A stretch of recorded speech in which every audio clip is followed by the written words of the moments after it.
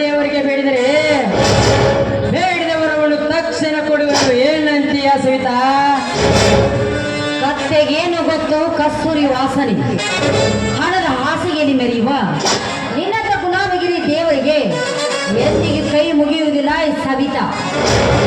ತಡಿ ತಡಿ ತಡಿ, ನನಗೆ ಸುತ್ತಿ ಬಳಸಿ ಮಾತಾಡೋಕೆ ಬರುವುದೇ ಇಲ್ಲ. ಹಣ್ಣಾದ ಹೆಣ್ಣಿಗೆ ಕೈ ಹಾಕಿ ತಿನ್ನುವುದೇ ಈ ಧನರಾಜನ ಹೊಟ್ಟು ಗುಣ. ಏ ಸವಿತಾ, ನಾನು ಹಸಿದು ಬಂದ ದುಂಬಿ. ಈ ದುಂಬಿಗೆ ನಿನ್ನ ಪ್ರೇಮ ರಸವನ್ನು ನೀಡಿ ನನ್ನ ಮನಸ್ಸಿಗೆ ಸಿರಿತನದ ರಾಣಿಯಾಗಿ ಬಾಳು.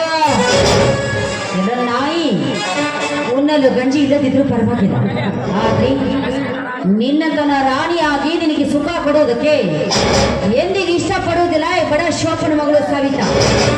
ನೋಡು, ಇನ್ನೊಂದು ಶಬ್ದ ಕೆಟ್ಟದಾಗಿ ಮಾತನಾಡಿದ್ದೀನಿ ನಿಜವಾದ್ರೆ ನಾನಿನ ಪಾಲಿಗೆ ಹೆಮ್ಮಾರಿ ಆಗಬೇಕಾದಿತ್ತು. ಎಚ್ಚರ ಎಚ್ಚರ ಹೇಳು ಹುಚ್ಚು ಎಣ್ಣೆ.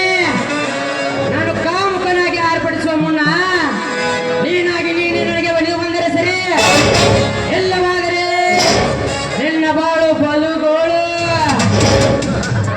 ಬೇಡ, ನೀ ನನಗೆ ಅನ್ನನಿದ್ದ ಹಾಗೆ, ನಾನಿನ ತಂಗಿ ಅಂತ ತಿಳಿದುಕೊಂಡು ದಯವಿಟ್ಟು ನನ್ನನ್ನು ಬಿಟ್ಟು ಬಿಡು.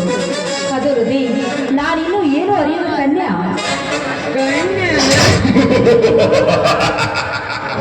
ಕಣ್ಣೆಯಿಂದ ಕಣ್ಣು ಹಾಕಿದ್ದಾನೆ ಈ ಧನರಾಜ್. ಸವಿತಾ, ಸುಮ್ಮನೆ ನನ್ನನ್ನು ಕೆರಳಿಸಬೇಡ. ಸವಿತಾ, ಸುಮ್ಮನೆ ನನ್ನನ್ನು ಕೆರಳಿಸಬೇಡ. ಬಾ ಸವಿತಾ, ಬಾ ಬಾ ಬಾ. ಏನಪ್ಪ ನಿನ್ನ ಆಟ? ಅನ್ನನಾದವನು ತಂಗಿ ಮೇಲೆ ಕಾಮದ ಕಣ್ಣು ಹಾಕುವುದೇ? ನೋಡಿ ಶ್ರೀಮಂತರೇ, ಹೆಣ್ಣೆಂದು ಜೀವಿಸುವ ಈ ಭೂಮಿ ಮೇಲೆ ಇನ್ನು ಹೆತ್ತ ತಾಯಿ ಕೂಡ ಒಂದು ಹೆಣ್ಣೆಂಬುದನ್ನು ಮರೆಯಬೇಡ. ಹೆಣ್ಣನ್ನು ಪೂಜಿಸುವ ಸ್ಥಾನ ಎಂದು ಬೆಳೆದು ಹೋಗಿದೆ. ಆ ನಿನ್ನ ಮೂಢನಂಬಿಕೆ, ಆ ನಿನ್ನ ನಂಬಿಕೆಯಲ್ಲಿ ಕುಳಿತು ತೂಗಾಡುತ್ತಿದೆ ಈ ನಿನ್ನ ಪುಣ್ಯ ಭಾರತ. ನೋಡು ಸವಿತಾ, ನೋಡು ಸವಿತಾ, ನಾನು ಹಸಿದು ಬಂದ ದುಂಬಿ. ಸವಿತಾ, ವಿಚಾರ ಮಾಡು. ನೋಡು ಸವಿತಾ,